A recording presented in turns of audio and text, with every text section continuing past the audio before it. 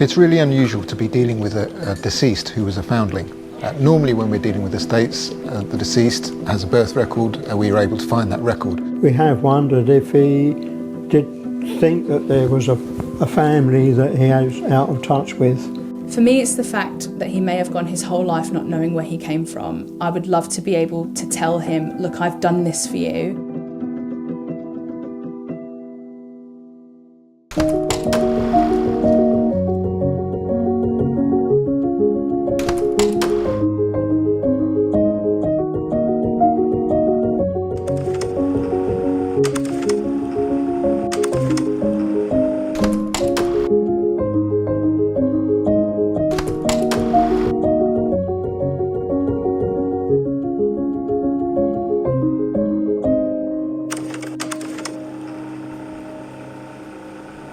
Back in January earlier this year, we got a case from the Treasury of a Mr. Henry Woodbridge. He died actually in Herefordshire, but owned a property in Hammersmith. He was born around 1933, which you'd think would be quite an easy birth to find, but unfortunately we were unsuccessful in finding the birth of Henry Woodbridge.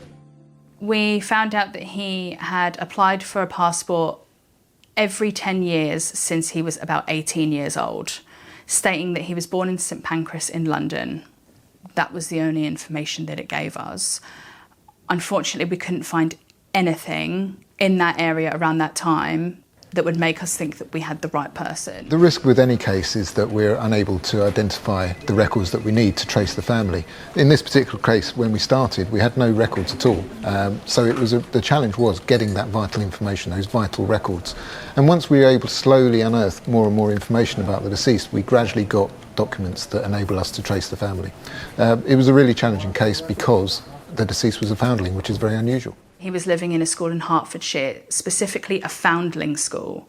Now, I had never heard that term before, so I wasn't sure what it meant or where his parents were, but he was just in a school as a student with all of these other children. It wasn't until a colleague of mine had heard me talk about the term foundling where he explained to me that a foundling is a child that has been given up at birth, either left on the side of the road, in a basket somewhere, or given to the organisation Coram, where they then house those children and look after them, take them through school and up until their later years.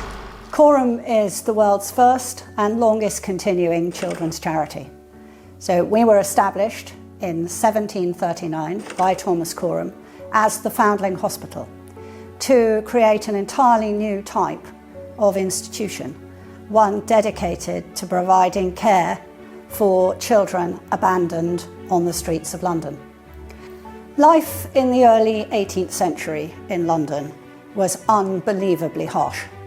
A young woman finding herself pregnant, out of marriage, had literally nowhere to turn. Thomas Coram campaigned for 17 years, appalled at what he had seen, in order to create what he called his darling project, the creation of the world's first charity dedicated to providing care for these abandoned children, abandoned in the face of massive social stigma and shame. So Coram's history is one of pioneering the development, of fostering, of welfare, of children's rights, what we today called children's services.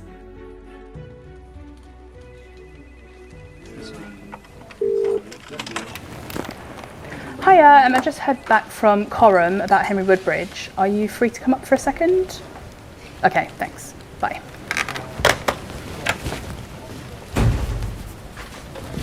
Hiya. Hello. So what have we got from Coram? So Coram said that he was actually born as Thomas Downs in Islington. Mother's name is Elizabeth Downs. She goes on to marry a Bainbridge, so there could be possible siblings for him. Okay. So we'll need to look into that. Okay, but we've got his birth record now. So yeah. Whatever happens, we can trace family. We can find someone. Yeah, just need to see if she's got any other children. Yeah. If not, then siblings. Brilliant. That's brilliant. That's not what I was expecting. No, me neither. Excellent. Yeah, right, let's see where it leads. Through research, we had found out that Elizabeth had married twice, once in 1934 and then again in 1943. Unfortunately, there were no children from either of those marriages, and it seems that when she died in 1995, she left all of her estate to her nephew, Peter Downs. I found her on the 1911 census with her family and found out that she actually had one sister and 3 brothers.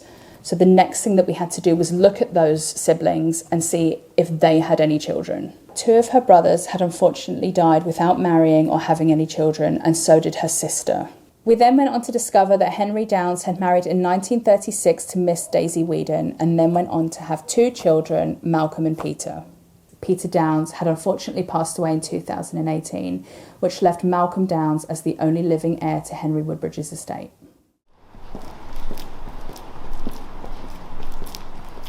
So we're here today at St Paul's Court to do a probate valuation for Henry Woodbridge's estate. What we know is he left here to go away for Christmas and he never returned. So his house is as he left it. One of my instructions was from the sole beneficiary, who had never met this gentleman, was to find some photographs. Now I have some photos through the years. Photos tell an awful lot about someone's life, and it's clearly his outdoor group, his friends, who he's been normally goes rock climbing with, is here in this set of photographs. Oh, look at his wing. Oh,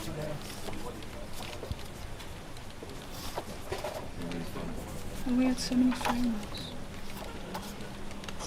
But he likes a high short, doesn't he? He looks quite happy actually, so that makes me happy. How did you feel when we first contacted you about Henry? I was very stunned. I was completely baffled, stunned, and in my mind, when I was a child, my Aunt Nance was a little bit above us. Mm-hmm. She had her own house, bungalow, whatever it was, and the fact that she had an illegitimate child just didn't fit in with the image we had, me and my brother, of her. Yeah. In those days. So that it did come as a complete and utter shock, and stunned. I was just stunned. We have wondered if he did think that there was a family that he was out of touch with.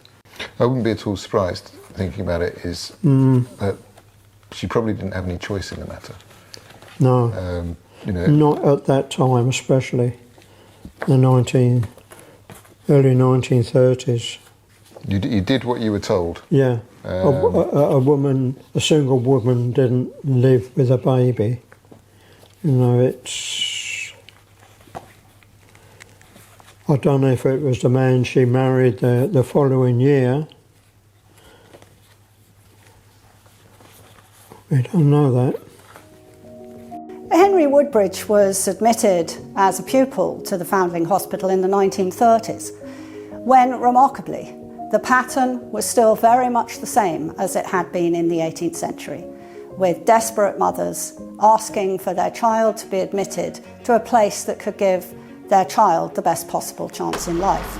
So it is most likely that Henry's mother approached the Foundling Hospital in order to give her baby the best possible chance that she could, even if that meant relinquishing him. For me, it's the fact that he may have gone his whole life not knowing where he came from, and unfortunately it's taken for him to pass away in order for someone to do that for him.